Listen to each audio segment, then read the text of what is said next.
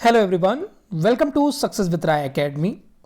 आज है 31 मार्च 2025 और इस तारीख का हम द इंडियन एक्सप्रेस का एडिटोरियल पेज डिस्कस करने जा रहे हैं, जिसमें हम उन आर्टिकल को डिस्कस करेंगे जो इम्पॉर्टेंट होंगे और जो हाईलाइट होंगे, यानी वर्तमान में न्यूज़ में काफ़ी हाईलाइट बने हुए होंगे। तो आप दैनिक जागरण का भी एडिटोरियल जो डिस्कस हम करते हैं वो दैनिक जागरण के राष्ट्रीय संस्करण जो आपको मॉर्निंग में मिलता है, आज वो ई पेपर आया नहीं है, इसलिए वो वीडियो आपको उपलब्ध नहीं हुआ है। और इस पेज को भी हम अब रेगुलर अपडेट करेंगे आपको और इसको डिस्कस करेंगे। समय क्या होगा हम धीरे धीरे आपको निर्धारित करते रहेंगे, लेकिन अभी फ़िलहाल में आपको ये 10 से 11 बजे के बीच लगभग मिलेगा।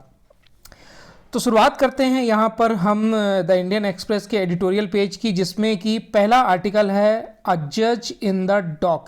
यहाँ पर ये आर्टिकल दिल्ली हाई कोर्ट के जज के लिए लिया गया है, जिनके घर पर आग लगी और फिर उसमें नोटों में जो दमकल अधिकारी पहुंचे, दमकल कर्मी पहुंचे, उन्हें पूरा नोटों का जखीरा मिला जो काफ़ी जल चुका था। और वो वीडियो भी हमने न्यूज़ चैनल्स पर देखे।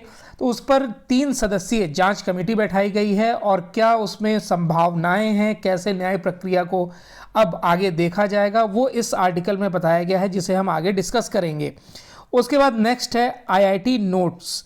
जिस तरीके से प्लेसमेंट होता है आईआईटी का या फिर जितने भी इंजीनियरिंग कॉलेज होते हैं, लेकिन ख़ास तौर पर आईआईटी में जो 2022-23 के बाद कैंपस प्लेसमेंट में गिरावट आई है, और जो स्टूडेंट हैं, बीटेक हैं, वो इंटरेस्ट कम ले रहे हैं। उसका कारण क्या है और क्यों ऐसा हो रहा है, वो इस आर्टिकल में बताया गया है, उसको भी हम डिस्कस करेंगे।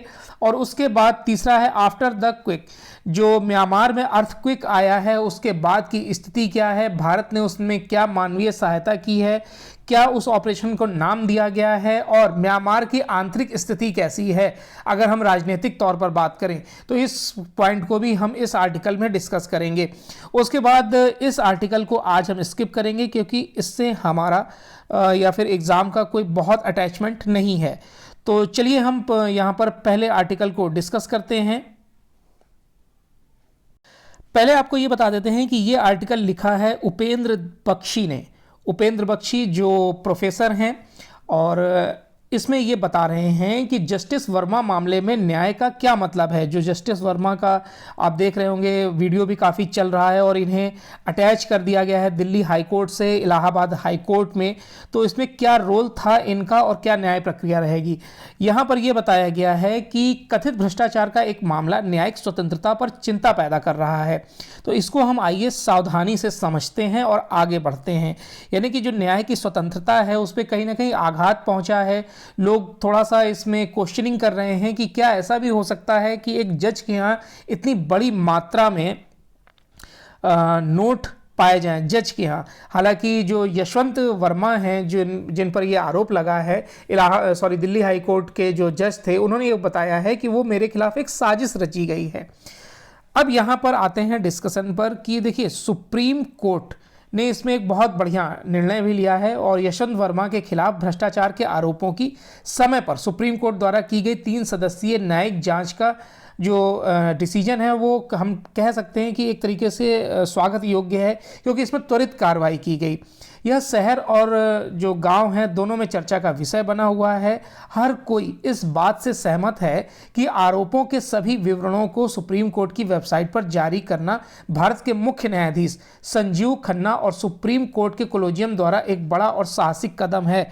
अब यहाँ पर देखिए, ये वाकई में जो चीफ जस्टिस हैं संजीव खन्ना और सुप्रीम कोर्ट की जो कोलेजियम अध्यक्ष हैं जगदीप धनखड़, उन्होंने जो वाइस प्रेसिडेंट भी हैं और राज्यसभा के सभापति भी हैं, उन्होंने भी ये डिसीजन लिया है कि जो भी इसके आरोप और प्रत्यारोप या फिर सुनवाई है वो हम डिजिटल तौर पर लोगों को दिखाते रहेंगे, सुप्रीम कोर्ट की वेबसाइट पर उपलब्ध करते रहेंगे, ताकि जो निष्पक्षता है वो बनी रहे। उसके बाद जगदीप धनखड़ जो उपराष्ट्रपति हैं, उन्होंने न्यायमूर्ति वर्मा के आधिकारिक परिसर में कथित रूप से नकदी पाए जाने पर उनके खिलाफ इन हाउस प्रक्रिया से संबंधित रिपोर्ट प्रकाशित करने में सीजेआई द्वारा सही दिशा में उठाए गए कदमों की सराहना की है। जिस तरीके से जो खन्ना है, संजीव खन्ना, उन्होंने तुरंत स्टेप लिया और कार्रवाई की, उससे जगदीप धनखड़ भी काफ़ी प्रसन्न है, उसकी सराहना की है। अब इसमें जो देखिए जो पैनल बनाया गया है उनके नाम यहाँ पर दिए गए हैं।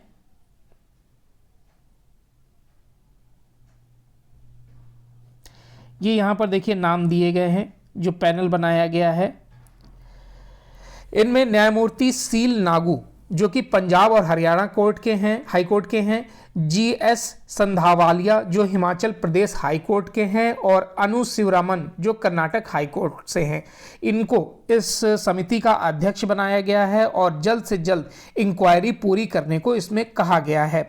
आगे हम आपको ये बता दें कि सबसे पहले यह स्वीकार किया जाना चाहिए कि हमारी न्यायिक प्रणाली एक प्रतिकूल न्याय प्रणाली है, जिससे किसी भी व्यक्ति को तब तक दोषी नहीं ठहराया जा सकता है जब तक कि कानून के किसी सक्षम मंच द्वारा ऐसा आदेश ना दिया जाए। हम किसी को आरोपी नहीं बना सकते, चाहे वो यशवंत वर्मा हो या कोई हो। जब तक न्यायिक प्रक्रिया पूरी नहीं हो जाती है उन्हें दोषी सिद्ध नहीं कर सकते हैं। न्यायमूर्ति वर्मा ने सभी गलत कामों से इनकार किया है और सुझाव दिया है कि उनके खिलाफ एक गहरी साजिश रची गई है जिसकी निष्पक्ष जांच होनी चाहिए।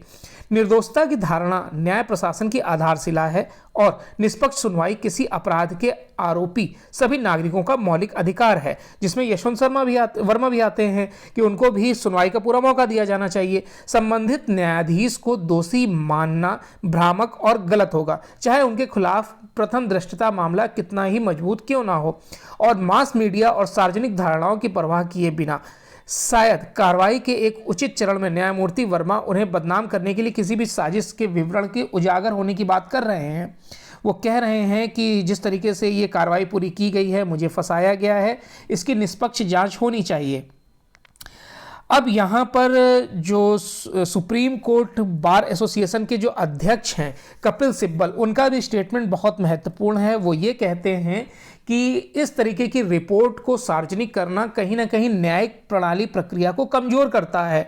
अगर मान लीजिए इसमें अगर यशवंत वर्मा इसमें दोषी सिद्ध हो जाते हैं तो क्या उनकी रिपोर्ट को सुप्रीम कोर्ट के वेबसाइट पर प्रकाशित करना कहीं ना कहीं सुप्रीम कोर्ट की छवि को धूमिल करना नहीं होगा?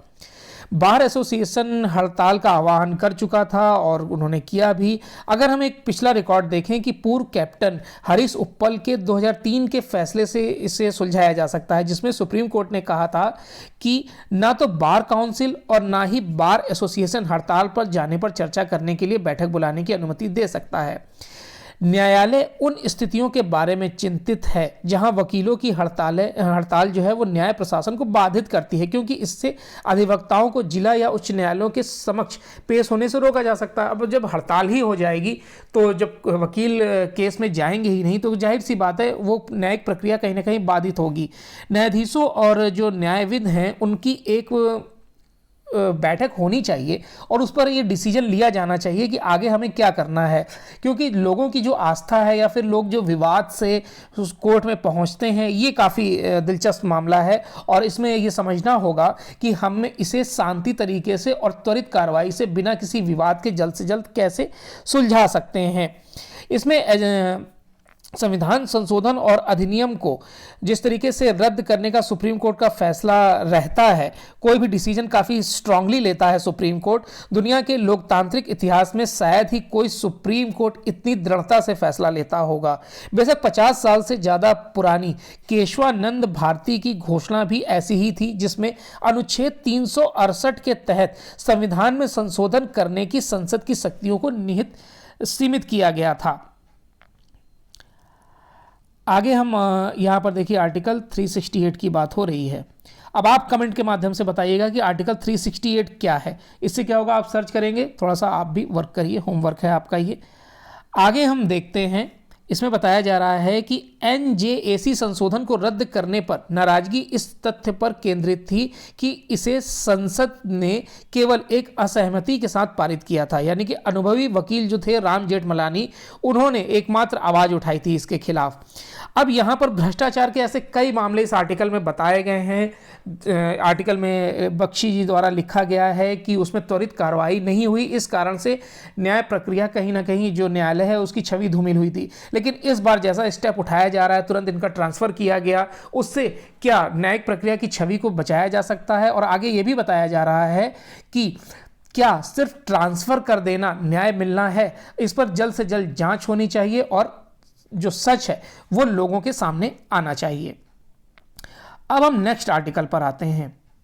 ये भी आर्टिकल बहुत अच्छा आर्टिकल है, जिसमें आईआईटी के अंदर की बातों को इसमें बताया गया है कि आईआईटी किस तरीके से कार्य कर रही है और किस तरीके से उसमें गिरावट भी देखी जा रही है। इस आर्टिकल में बताया गया है कि छात्र प्लेसमेंट को जो हम अगर उसका एनालिसिस करें या इस रिपोर्ट में एक रिपोर्ट पे एनालिसिस किया गया है, तो ये पाया गया है कि मार्केट, स्किल्स, इकोनॉमी, इन तीनों के बीच सरकार का समन्वय इस तरीके से होना चाहिए, इस तरीके से बातें होनी चाहिए ताकि जो छात्र हैं और जो एजेंसियां हैं या फिर जो अभिभावक हैं उनका विश्वास इसकी तरफ बना रहे। देखिए यहाँ पर दिया हुआ है ना, मार्केट, स्किल और इकोनॉमी।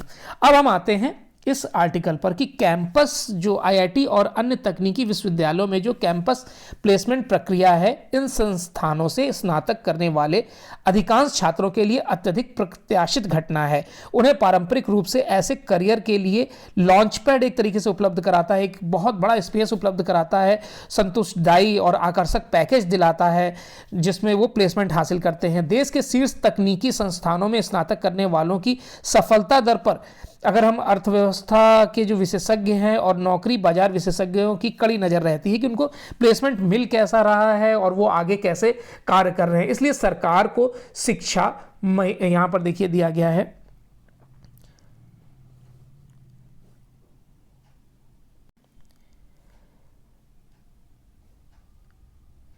इसलिए सरकार को यहाँ पर शिक्षा, महिला, बच्चे, युवा और खेल पर संसदीय स्थायी समिति को दिए गए आंकड़ों का गहन विश्लेषण करना चाहिए। कांग्रेस सांसद दिग्विजय सिंह की अध्यक्षता में जो रिपोर्ट प्रकाशित की गई है 2021-22 और 2023-24 में, अगर हम आईआईटी प्लेसमेंट को लेकर था, उसमें असामान्य गिरावट का उल्लेख किया गया है। रिपोर्ट तो प्रकाशित हो गई है, तभी ये हम आर्टिकल डिस्कस कर रहे हैं, और उसमें जो गिरावट आई है प्लेसमेंट में उसको डिस्कस किया जा रहा है। आईआईटी बीएचयू को छोड़कर 23 में से 22 आईआईटी में प्लेसमेंट में गिरावट देखी गई है। अब यहाँ पर बताया जा रहा है कि स्थायी समिति ने सही कहा है कि प्लेसमेंट बाजार के रुझानों पर बहुत हद तक निर्भर करता है, यानी कि बाजार किस तरीके से कार्य कर रहा है, शेयर मार्केट किस तरीके से कार्य कर रहा है, इकोनॉमी किस तरीके से कार्य कर रही है, ये प्लेसमेंट पर कहीं ना कहीं प्रभाव डालता है। यह भी सही है कि आईआईटी छात्रों के एक वर्ग का इतिहास उनकी शैक्षणिक योग्यता से असंबंधित करियर की ओर आकर्षित होने कर रहा है। उदाहरण के तौर पर नौकरशाही, यानी कि जो बीटेक हो जाते हैं यानी ग्रेजुएट हो जाते हैं, वो कहीं ना कहीं सिविल सर्वेंट बनने के लिए आकर्षित रहते हैं और उसकी तैयारी करने लगते हैं, इसलिए वो प्लेसमेंट की तरफ नहीं जाते हैं। या फिर गिरावट का एक और कारण भी यहाँ पर बताया गया है, स्टार्टअप। ब्यूरोक्रेसी तो है ही, उसके बाद जो स्टूडेंट हैं वो कहीं ना कहीं नए स्टार्टअप की तरफ जाते हैं, अपना खुद का बिजनेस करना चाहते हैं, इसलिए ये गिरावट देखी जा रही है। आगे इस आर्टिकल में बताया जा रहा है कि आंकड़े बताते हैं कि आईआईटी में कैंपस प्लेसमेंट के लिए आने वाले छात्रों की संख्या में तो वृद्धि हुई है, लेकिन वो जो पास में नौकरी मिलती है यानी कि विदेश जाने से बच रहे हैं। वो ये सोच रहे हैं कि कहीं ना कहीं हम यहीं पर नौकरी करें और यहीं पर हम सिविल की या किसी चीज़ की स्टार्टअप की भी अपनी तैयारी करते रहें। ऐसा प्रतीत होता है कि इंजीनियरिंग स्नातकों की बढ़ती संख्या ने इन आयोजनों में प्रतिस्पर्धा को बढ़ा दिया है। जो प्लेसमेंट के आयोजन होता है उसमें कहीं ना कहीं कंपटीशन तो बढ़ ही गया है। स्थायी समिति के आंकड़ों की तुलना 2021-22 के आंकड़ों से भी की जानी चाहिए, जब प्लेसमेंट प्रतिशत में उछाल आया था। यह काफ़ी हद तक कोविड महामारी के बाद जॉब मार्केट में रिकवरी के कारण था, लेकिन 2022-23 में 2022-23 में कैंपस प्लेसमेंट में कमी आई और अगले साल इसमें और गिरावट आई।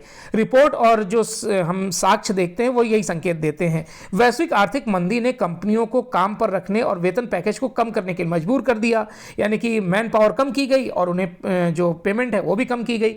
वास्तव में जैसा कि इस जो इंडियन एक्सप्रेस है उसमें बताया गया था 28 मार्च को कि केंद्रीय कॉर्पोरेट मामलों के मंत्रालय द्वारा पिछले सप्ताह आयोजित पीएम इंटर्नशिप योजना के लिए कैंडिडेट्स ओपन हाउस में प्रतिभागियों ने भी आईटी क्षेत्र में बहुत कम इंटरेस्ट दिखाया। आईआईटी ने कथित तौर पर स्नातक छात्रों को चुनौतीपूर्ण नौकरी बाजार में नेविगेट करने में मदद करने के लिए पूर्व छात्रों के नेटवर्क का एक पहुंच भी बनाई है, ताकि जो नए ग्रेजुएट हैं वो पुराने ग्रेजुएट से समन्वय स्थापित कर सकें और उसमें एक दूसरे से बात करके भी अच्छा प्लेसमेंट हासिल कर सकें। अतीत में आईआईटी को मोटे तौर पर उद्योग की इस आलोचना से छूट मिली हुई थी कि देश में इंजीनियरिंग स्नातकों में रोजगार योग्यता कौशल की कमी है। हालांकि शैक्षिक योजनाकार इस बात को नज़रअंदाज नहीं करते हैं कि कमी है और प्रौद्योगिकी के तेज विकास के लिए देश के शीर्ष संस्थानों को भी अपने पाठ्यक्रम को और बेहतर बनाने की आवश्यकता है। यहाँ पर जैसा कि संसदीय स्थायी समिति ने सुझाव दिया है, उन्हें रोजगार योग्यता बढ़ाने के तरीकों को खोजना होगा। समिति की रिपोर्ट से सरकार को नौकरी के जो अवसर हैं उसमें और बढ़ावा करने में मदद मिल सकती है, क्योंकि इसमें जिस तरीके से बताया गया है कि गिरावट आई है, समन्वय की कमी है, लोग सिविल सर्वेंट बनने की तरफ आकर्षित हैं, या फिर ये बताया गया है कि वो स्टार्टअप अपना हासिल कर रहे हैं, तो सरकार एक बैठक, एक समिति बनाए कि इन सबका एक सेंट्रल थीम या सेंट्रल आइडिया क्या निकाला जा सकता है जिससे लोगों को और अवसर प्रदान हो और अच्छी सर्विस मिल सके। नेक्स्ट आर्टिकल है आफ्टर द क्वेक। देखिए म्यांमार में जो जिस तरीके से अर्थक्वेक आया है 7.7 का, उसके बाद क्या वो अपने पैरों पर खड़ा हो पाएगा? देखिए यहाँ पर दिया गया है कि म्यांमार को अपने पैरों पर खड़ा होने के लिए संघर्ष करना पड़ रहा है, इसलिए उन्हें समर्थन की आवश्यकता होगी और भारत भी इसमें अपनी हर संभव मदद की कोशिश कर रहा है। यहाँ पर बताया गया है कि 28 मार्च को जिस तरीके से मध्य म्यांमार में 7.7 तीव्रता का विनाशकारी भूकंप आया था, इस क्षेत्र में पिछले कई वर्षों में आए भूकंपों में ये सबसे शक्तिशाली था। अगर हम इसके पड़ोसी देश की भी बात करें, यहाँ पर देखिए दिया गया है थाईलैंड में भी इसका प्रभाव देखने को मिला, थाईलैंड में भी भारी क्षति हुई है। म्यांमार में हुए विनाश का अगर हम पैमाना भी देखें तो इसका आकलन करना अभी मुश्किल है, क्योंकि आज भी न्यूज़ में आया है कि जो बॉडियां बिल्डिंग के नीचे दबी हुई हैं वो सड़ रही हैं और उसकी बदबू इस तरीके से आ रही है कि इस राहत कार्य में दिक्कत हो रही है। मृतकों का सही संख्या का निर्धारण अभी करने में भी 1 सप्ताह से अधिक समय लग सकता है। आर्थिक क्षति जो है उसकी बात करें तो वो म्यांमार की जीडीपी से कहीं ज़्यादा है। म्यांमार की जो तस्वीर है उसमें मस्जिदें और जो छोटे मठ हैं ये सब गिरे हुए हैं, पूरी छवि बदल गई है, इस तस्वीर बदल गई है। जो सत्तारूढ़ सेना के खिलाफ लोकप्रिय संघर्ष का समन्वय करती थी वो भी कहीं ना कहीं रुक सा गया है और जो संघर्ष है उस संघर्ष विराम है उसको बढ़ा दिया गया है ताकि जो प्रयास हैं बचाव के उसको आसानी से कर दिया जा सके। यानी 2 सप्ताह का संघर्ष विराम बढ़ाया गया है और अंतर्राष्ट्रीय सहायता उसमें आसानी से म्यांमार के लोगों को उपलब्ध हो सके, ये भी इसमें दिया गया है। भारत ने पहले प्रतिकर्ता के रूप में कार्य करने के लिए अपने संकटग्रस्त पड़ोसी को मानवीय सहायता भेजना भी शुरू कर दिया है। प्रधानमंत्री नरेंद्र मोदी की शनिवार सुबह जनरल मिन ऑंग ह्वाइंग के साथ फोन पर बात भी हुई है। जब से म्यांमार में तख्ता पलट हुआ है उसके बाद प्रधानमंत्री मोदी की यह पहली वार्ता है जब उन्होंने वहां के इस समय के अध्यक्ष से या फिर प्रमुख से बात करी है। फरवरी 2021 के तख्ता पलट के बाद सैन्य नेता के साथ उनकी पहली कॉल म्यांमार को राहत पहुंचाने के लिए अपने त्वरित प्रयासों के माध्यम से भारत के वसुधैव कुटुंबकम की भावना को कायम करता है। वसुधैव कुटुंबकम मतलब दुनिया एक परिवार है और जो ये म्यांमार को सहायता प्रदान की जा रही है उसे ऑपरेशन ब्रह्मा नाम दिया गया है, उसे ऑपरेशन ब्रह्मा नाम दिया गया है। ये भारतीय सेना, नौसेना और वायुसेना इसमें तत्परता से जुटी हुई है, जिसमें आईएनएस सतपुरा, आईएनएस सावित्री खूब शिद्दत से लगे हुए हैं, सामानों को पहुंचाया जा रहा है। हवाई जहाज़ से बात करें तो 15 टन राहत सामग्री भेजी गई है, और अगर हम इन दोनों जहाज़ों से बात करें नौसेना के, तो उसमें 40 टन राहत सामग्री 29 मार्च को यागून बंदरगाह के लिए रवाना कर दी गई थी। तो इस ऑपरेशन को नाम क्या दिया गया है? ऑपरेशन ब्रह्मा। मलबे के नीचे फंसे लोगों को बचाने में स्थानीय अधिकारियों की सहायता के लिए कंक्रीट कट्टर, ड्रिल मशीन और जो खोजी कुत्ते हैं उनकी भी सहायता ली जा रही है। प्राकृतिक आपदाओं, स्वास्थ्य संबंधी आपदा स्थितियों को संघर्ष के दौरान विदेश में आपातकालीन सहायता के लिए दिल्ली की एक टीम भी भेजी गई है जो वहाँ मदद कर रही है। अप्रैल 2015 में नेपाल में 7.8 का जो भूकंप आया था उसमें भी भारत ने मानवीय सहायता प्रदान की थी, और उस ऑपरेशन को नाम दिया गया था ऑपरेशन मैत्री। उसको नाम दिया गया था ऑपरेशन मैत्री। उसमें 50,000 मीट्रिक टन गेहूं भेजा गया था। कोविड-19 की दवाइयां भेजी गई थी। जब इसके बाद भी भूकंप आए थे विदेश में, तो भारत ने किस तरीके से सहायता की थी ये बताया जा रहा है। 2004 के हिंद महासागर भूकंप और सुनामी के बाद अंतर्राष्ट्रीय सहायता प्रयास में भी भारत ने बढ़ चढ़ कर हिस्सा लिया था। 21वीं सदी की सबसे घातक प्राकृतिक आपदा के रूप में इसे दर्ज किया जा सकता है, जिसमें अनुमानन जो अगर हम बात करें 14 देशों के 2,27,898 लोग मारे गए हैं। मतलब 21वीं सदी में 14 देशों में जो भूकंप आया है उससे इतने लोग मारे गए हैं, और हजारों लोग इसमें शामिल हैं। तमिलनाडु के भी हजारों लोग इसमें मारे गए हैं क्योंकि वो म्यांमार में शिफ्ट थे और भी देशों में शिफ्ट थे। म्यांमार अपने पैरों पर वापस खड़े होने के लिए संघर्ष कर रहा है और जीवन और बुनियादी ढांचे के पुनर्निर्माण के लिए निरंतर समर्थन की उसको आवश्यकता है, और भारत उसकी मदद जारी रखने के लिए तत्पर है। यांग सान सूकी जो कि वहाँ की प्रधानमंत्री थी, राष्ट्रपति थी, उनको अपदस्थ करके ही वहाँ पर सत्ता परिवर्तन किया गया था। तो इस आर्टिकल को हम आज स्किप करेंगे। तो ये एडिटोरियल पेज था इंडियन एक्सप्रेस का जिसको हमने डिस्कस किया। आई होप आपको ये वीडियो अच्छा लगा होगा, और कोशिश करेंगे कि हम ये वीडियो रेगुलर करें। और इस वीडियो से संबंधित अगर आपके कोई भी सुझाव हैं तो आप कमेंट बॉक्स के माध्यम से बता सकते हैं, उसमें जरूर परिवर्तन किया जाएगा, आपके सुझावों को एक्सेप्ट किया जाएगा। वीडियो कैसा लगा जरूर बताइएगा। वीडियो देखने के लिए बहुत बहुत धन्यवाद।